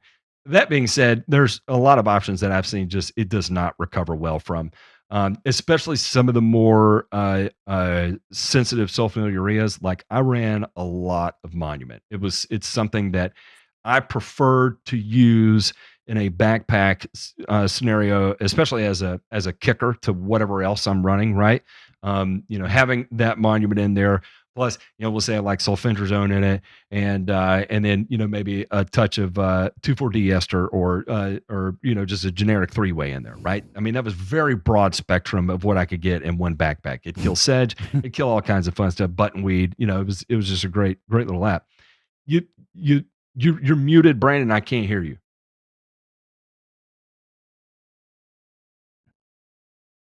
Did your microphone disconnect? Yeah. Yeah, I still cannot hear you. Look, he killed his earbuds. Nope, can't hear you now either. Okay, still not coming through. I've an app like that, I've never seen Centipede come back from. Like someone saying, right, busy saying, Monument, Sulfentrazone, MSM, at label rates kills it. Yeah. I've never had it survive that. Going up with just quinclorac and thinking you're going to get it in one application, chances are there's going to be a fair amount of it that ends up recovering. You go spray a centipede blonde with quinclorac, it's dead. It's never coming back. It's the end of the world. Literally, it's like it's like painting it with acid or something. It's not going to come back. But a patch growing in Bermuda grass, it's going to eat it up, no problem. I have an alternate approach that I know. I turned the Greek geek onto, this for maintaining a monostand of Bermuda in an entire neighborhood full of centipede. You know what I told him to do? Start feeding his Bermuda with that cheap 111 from the co-op. And you know what that cheap 111 is? Muriate of potash and ammonium phosphate. You could probably get away with like a little bit of sodium chloride in the tank too. Bermuda's going to be tolerant of it. Centipede's not. Yeah, if you're table looking for salt something is to play around with, is another option. Just a little sprinkle of that pool salt or water softener salt. Done. Here's another one that I've used on centipede that kind of shocked me. Revolver. Do not get revolver in your centipede either. It's not a good idea. I've seen some centipede survive revolver. I can't say I've with 100% of the time it kill centipede and Bermuda grass with revolver. Okay, and Evie, I just saw something from Evie in that he touched on another good point. If you have centipede growing in your Bermuda turf, you need lime. Your pH is not high enough. That is the other little piece of this puzzle, is that if somebody has centipede commingled with their Bermuda, I would ask to see their soil tests, yeah? And I want to know, how's your pH and your calcium and your phos levels doing right now? Are creating you an environment not conducive for the survival of centipede effectively? Yeah. You favor the Bermuda by jacking that phosphorus up to over 100 parts per million. You favor that Bermuda by keeping your pH at 6.5. You do those things, and my guess is that here's where I've seen mixtures of centipede and Bermuda. I've seen it where that poor Bermuda is starved for calcium, starved for phosphorus, and it's obviously thinning out from the low pH. That's where I've seen both centipede and Bermuda in the same place. And that's where I tell people, hey, I think we need to pick one turf grass and manage this area in a way that that favors whatever you've decided to keep or have. We got to pick one here. What else? There's just that last question about temperature restrictions on herbicides. Is that the actual temp, or like what you're feeling, the real field temperature? Nope, Brandon still can't hear you. I would go off actual temp. I don't know, Ray. Where would you would go off actual temp? Because if I went off real feel, I'd never be able to get applications done. Yeah, you'd never be able to spray. And then the real feel was like 100 degrees at like 11 o'clock this morning here. So the feel heat index. But the way that I would look at this, though, and I frequently get asked this too, is that, all right, what I'd actually be looking at is what are my projected temperatures for the next 14 days after I've made this application. Because when we play this game of, it is early morning or it's evening and it's only 75 degrees, I'm golden. And then for the next week, my daytime highs are peaking at mid 90s. And if I'm dealing with something where high temperatures increase risk of injury, I'm probably going to have a problem. I'm probably going to have a bad problem, irregardless of what the temperature was when I actually made the application. It is is it going to be the determinant factor that kills the grass? No, probably not. But the amount of damage that would be unsightly, that if you did not adequately prepare the customer for, and it might be a tough conversation that you're going to end up having to have. Telecoleman, only put monument on centipede if you're okay with it dying. Yeah, if you want it gone, you send the monument. Brandon can't talk, but he's saying that his centipede, his neighbor has centipede, and of course it's wanting to move in on his Bermuda, and he's trying to create an inhabitable environment for it with higher phosphorus and higher pH. Exactly that. Keep us posted on how that goes. I'm curious. And then, of course, also with your herbicide selection there too, I'm curious how that ends up playing into it. I doubt you're having to do just a whole lot of blanket spraying as of yet, but at some point you will be in a position where you end up having to. And then I'm curious if that further stoves off the rate of encroachment from it, because again, it just gets weird. Just for shits and giggles, I'm curious, do y'all get fireweed real bad down there, American burnweed, like in that weird period of March, April time frame? Yeah. We do. Yeah. So, that may be one of those instances where you catch yourself having to make a blanket application, and then, encroaching centipede is going to be unhappy, depending on what your herbicide selection is. If you're going out with MSM, maybe not, but if you're, just spraying a 3-way or whatever, then chances are you're probably making the centipede unhappy. That reminds me of something that I once did to myself that scared the heck out of me, Matt. What did you do? Apply Trimix Southern at label rates to centipede. Was Trimix Southern the old formulation with monosodium methaarsenate? No, sir. That was the Trimix with. Was it Trimix Plus? I can't remember what it was called. Trimix Plus was the MCPP, MSMA, and dicamba. That was Trimix Plus. Yeah. Okay. Trimix Southern was high rate MCPP, low rate 2,4-D, and low rate dicamba. Okay. And when I applied that to centipede turf area at label rates, I scared myself for the next 2 months. Ray carried a couple extra sets of underwear in his truck on those days, just in case he drove past the lawn and had to change it. All right, we're going to wrap this up. Seriously, Brandon, Steve, Chad, thank you for coming on. We'll have to do this again. It was a lot of fun. Thank y'all. We appreciate it. Was fun. Thank you. Yeah, and we can also play around with other grass types too. In fact, I would love to do one on St. Augustine as well too, because I know that's a whole animal in and of itself, and I hate that grass second only to centipede. So, and then after that, maybe we'll do Xeon Zoysia and just get the top 3 right out of the way, and then I don't have to think about it anymore. All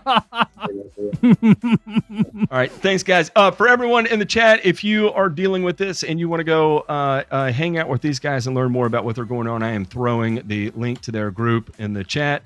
Go say hey to them, support what they do, support their businesses too.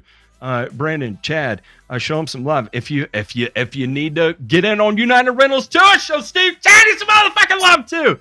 By the way, do you know any employees up here in East Tennessee? Because I'm going to give you a guy's name, and he is legitimately one of the greatest guys I've ever worked with in my life. And I'll DM it to you and see if you can get any inside baseball on him, because he is legitimate and an awesome guy. I love him. All right, y'all, have a great night. Thank you for everything. We'll catch you on the flip side. Bye. Thank you. Thank you.